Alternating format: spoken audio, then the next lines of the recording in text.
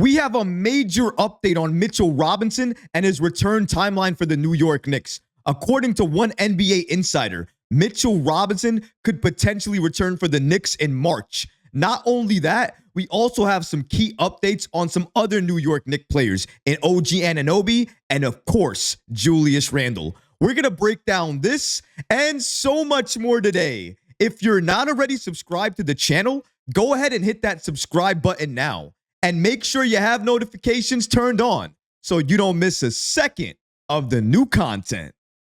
And now, let's get started. Mitchell Robinson's return timeline has been revealed, and according to ESPN's Tim Bontemps, he reports the following about Robinson and potentially when he can return on court for the New York Knicks. According to Tim Bontemps, he states that New York Knicks starting center Mitchell Robinson is nearing his return to the court for the stretch run. According to Tim Bontemps of ESPN, he states that Robinson could be back before the 7-foot center turns 26 on April 1st. Mitchell Robinson could be back in early March or sometime in March from his ankle surgery. That's what Bontemps stated on the latest Low Post podcast on February 20th. Mitchell Robinson's trainer, Marcel Scott, posted a workout video of Mitchell Robinson on Instagram and, of course, on social media. Knicks coach Tom Thibodeau also confirmed to the reporters after Tuesday's practice that the center is no longer wearing a walking boot to support his surgically repaired left ankle. Per Tom Thibodeau regarding Mitchell Robinson and his return from injury, it's just steady progression. The boot is off and he can shoot. He's not running and jumping yet, but he can shoot on the court. He's in the pool. He's on the bike, and he's doing all of those things. Each week will be another step for him to clear. When he's ready, he's ready. This is a major update from ESPN's Tim Bontemps here. Personally, for me, I thought Mitchell Robinson wouldn't return for the Knicks till maybe the end of the season, if he even returned this season. I thought he was definitely going to return for the Knicks in the playoffs, and that's where you're going to see his impact. I had no idea. There was nothing in my mind that thought in my head that Robinson could return potentially before OG Anunoby and Julius Randle does. But apparently, according to Bontemps here, that's where he has him at. He has Robinson returning before he turns 26 on April 1st. That means he's going to return sometime in March. Now, he says early March, but potentially it could turn into mid-March. Either way, if Robinson returns in March, that will be way ahead of schedule, way sooner than anybody else thought he would return. And honestly, if he returns in March, you can probably understand why the New York Knicks were denied that injured exemption for Mitchell Robinson. If he could potentially return in March, why give it to the Knicks? So I can understand in that regard. But honestly, I can't say I mind it. Mitchell Robinson returning for this Knicks team is a game changer. Let me remind you guys, we have not seen a fully healthy Knicks team, this Knicks team with Mitchell Robinson, let alone Mitchell Robinson and OG Anunoby. You want to talk about a defensive threat, a defensive monster. Who's going to go in between those two and try to get a basket off, try to get a bucket off? Let's say you clear OG. By the way, good luck with that. And then you get to the rim.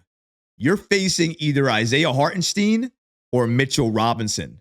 What are you going to do then? Good luck to you. I would rather have Mitchell Robinson back earlier rather than later, only if he's healthy. And here's why. It's the chemistry aspect for me. I don't mind if he comes back at the end of the season. For me, though, it's about getting that chemistry, gelling with the roster and who we have on the court, and making sure he works with them. He understands the position, where he needs to be, where other guys are, and when he gets the rebound, hopefully where he needs to pass the ball to. Not just to Jalen, but maybe somebody open in the corner, like a Bojan, like a Burks, like a Dante. That's what he needs to open his eyes and look for as he gets healthier and returns to this court. Because let's face it, with Isaiah Hartenstein on the court, the Knicks looked better because he was moving the ball a little bit more and he has a little bit more game inside in terms of offense. Now, Mitchell Robinson doesn't have the same type of offensive game, but I'll say this about Robinson. Anybody in the NBA right now, if you're going up against Robinson, he's going to put that fear into you. He's going to make you hesitate when you make that shot. And that's exactly why you want to have Mitchell Robinson on the floor for. You want him to be able to instill that fear in other players to make them hesitate. miss shots. That's how he's going to get those rebounds anyways, and then pass it up court to an either a running Jalen Brunson, Julius Randle, whoever that player may be, for a transition bucket. That's what we need to do more often. This Knicks team needs to do that in order to continue winning games, because their pace, when they're fully healthy, might be a little slower. However, if they can increase that pace overall throughout the entire team, no matter who's on the court, it's going to help benefit them throughout the entire season and, of course, come the postseason, because easy buckets are hard to get. If you can make it part of your identity to do that, anything is possible. But hearing this update about Mitchell Robinson, I don't know about you guys, it has me even more hype and even more excited, because this Knicks team needed another defensive player. We needed more depth at the center position, because Precious Achiuwa, he's been very, very good. Isaiah Hartenstein has been good. Jericho Sims, believe it or not, has looked good in spot minutes as well too. But let's face it here. Mitchell Robinson was holding things down before he left.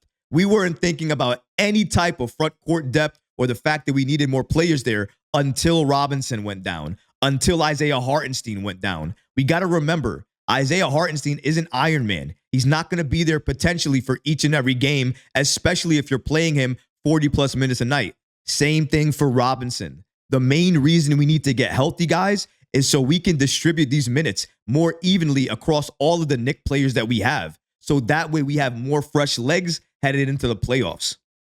Watch out, League. Watch out, NBA. Because when Mitchell Robinson comes back and he's fully healthy, he's going to show you why you had to fear him when he was on the court, why he was a threat on the offensive rebounding boards, and why he's on the court for the New York Knicks. You are not stopping the Knicks, because that's how impactful and how great his defense is. Hearing about Mitchell Robinson was great, but what about some other key Knicks players and their injuries? A lot of fans have questions about that. What about Isaiah Hartenstein, Dante DiVincenzo, Bojan Bogdanovic, all players who missed the last game against Orlando before the break? Are they going to be available coming Thursday? Well, thanks to Sports Illustrated, we actually have that information. According to Tom Thibodeau, he confirmed that Dante DiVincenzo, who had a sore hamstring, Bojan Bogdanovic, who had a sore left calf, and Isaiah Hartenstein, who had a sore Achilles, will all return to the lineup on Thursday when they face the Joel Embiid-less Philadelphia 76ers on the road. The more bodies we get, the happier that I get, because that's what we need. This Knicks team, when healthy, is extremely deep. We have players for days that we can sub in and they can have an impact. That's why I love this team so much. I love watching them. And of course, I love that next man up mentality. Somebody who has embodied that over the course of this season thus far has been Dante DiVincenzo. Somebody who has stepped up when you needed him to step up the most, especially with the absences of Julius Randle and OG Anunoby. Without Dante stepping up, the Knicks would not have been in a lot of these games, and we certainly would have not won a lot of them as well too. But what about Julius Randle? How is he feeling, and what is he thinking about returning this season? Well, better than me telling you, let's hear from Julius Randle himself. Roll it. They told you that even if you come back during the season, that eventually you're going to need to get something repaired, or not necessarily? We'll see. I've heard many different opinions. Both, so, we'll see. I like how I feel today as far as, getting better and feeling stronger and progressing to where I need to be as far as getting on the court. But I'm never somebody to say never, so ultimately, I have to do what's best for, myself to, have a long career and, have longevity in this. But, training staff has been great, getting me back healthy and, feeling better, so it's a progress. I think I plan to be on the court April 1st, probably. April 1st? Yeah, just kidding. Gotcha. Early. Gotcha. I'll just take it a day at a time, man. To be honest. Every day I'm getting stronger, I'm getting better. So just taking it a day at a time. Just continue just to try to just stay locked in on, what I have to do to continue just to get healthy. Not just physically, but mentally as well. That was a great update to hear directly from Julius Randle. It was great seeing him again, seeing him smile again, and obviously hearing him joke a little bit, saying that he was going to potentially return for the Knicks April 1st. Clearly, that would be a much longer than his anticipated timetable would have been because we all have him returning sometime in March, not April. But again, he didn't say when he was going to return, and he didn't rule out having surgery at all yet. So there's some things to take away from what he said. It's clear he wants to return this season for the Knicks. He wants to get healthy. He wants to be back on that floor for the Knicks, being impactful and helping them win playoff game after playoff game after playoff game. That's his goal, and that's what he wants. And I think to an extent, he's going to get that. But I also think he can't avoid surgery. We know the type of injury that he has. He has a dislocated shoulder. With that type of injury, the risk of him re-injuring it again is extremely high. The risk of him dislocating it again is extremely high, especially given the way that he plays basketball. So because of all those reasons, I think he's going to try to gut it out and do the best that he can for this season. And I know he's going to do that because that's who Julius Randle is. Praise to him. But this offseason, whether you believe it or not, whether you like it or not, he is going to get surgery on that shoulder because he's going to need it. He does not want that to be a problem for him and his career moving forward. Like he said in that little clip, he wants to do what's best for himself and his career. Longevity in this game is what matters to him. He knows that. But it's very good to hear Julius Randle's doing well. He's progressing well. He's going to come back for the New York Knicks this season. I hope he plays that same type of Randle ball when he comes back and he doesn't have to alter his game due to the injury. But if he does, I'll have to understand it and accept it. I may not like it, but I'll understand why he's doing it. Because the shoulder, given the injury, given the fact that he may not want to re-injure it again, that may be why he has to switch up his game. Again, I don't know if he's going to do that. We have to wait and see until he returns to really get that confirmation. But if you know the injury, and we've talked about it at length on this channel, it does seem like he will have to alter his game a little bit. And again, that is the most concerning thing for me. But thankfully, we have a lot of people on this team, a lot of people on this roster that can help make up the difference, help score in bunches, and can help shoot that ball extremely well to take pressure off of Randle. So hopefully he can play his game a little bit more easily. But what about you guys? What do you think about this update about Mitchell Robinson, Julius Randle, and the rest of this Knicks team? Are you as encouraged as I am? And are you as happy and as hype as I am that Mitchell Robinson could potentially return as early as March? Let me know in the comments below, guys, because honestly, I would love to hear from you. But that's going to do it for this episode. I hope you enjoyed it. And if you did, go ahead and smash that like button, leave a comment below. And of course, guys, please subscribe to the channel. Until next time, Knick fans.